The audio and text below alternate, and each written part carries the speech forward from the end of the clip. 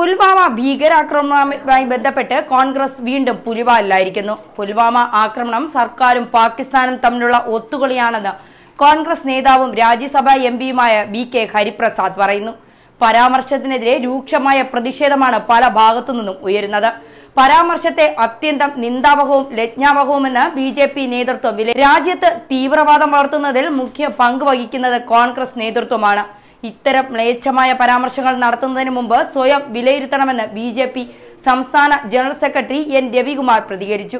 അതേസമയം Rahul Gandhi Indian വ്യോമസേനയോ supreme കോടതിയോ വിശ്വസിക്കുന്നില്ലെന്ന് കേന്ദ്രമന്ത്രി രവിശങ്കർ പ്രസാദ് കുറ്റപ്പെടുത്തുകയും ചെയ്തു.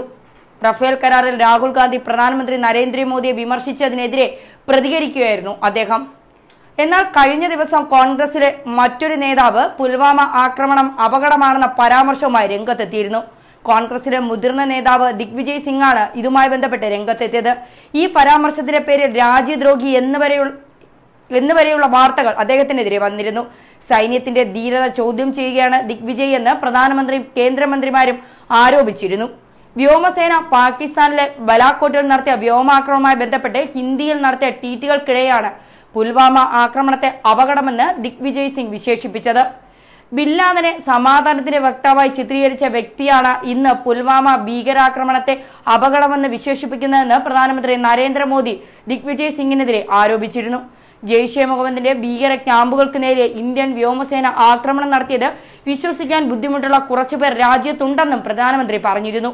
മുംബൈ ഭീകരാക്രമണത്തിൽ പാകിസ്ഥാന് ക്ലീൻ ചീറ്റ് നൽകിയ വ്യക്തിയാണ് എന്ന പേര് പരാമർശിക്കാതെയായിരുന്നു പ്രധാനമന്ത്രിയുടെ വിമർശനം.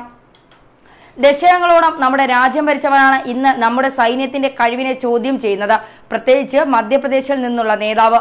അദ്ദേഹം പറയുന്നു, പുൽവാമ ഭീകരാക്രമണം അപകടമായിരുന്നുവെന്നും ശരിക്കും അത് അപകടമായിരുന്നു, ഇതാണ് അവരുടെ മനോഭാവമെന്നും പ്രധാനമന്ത്രി കുറ്റപ്പെടുത്തുന്നു.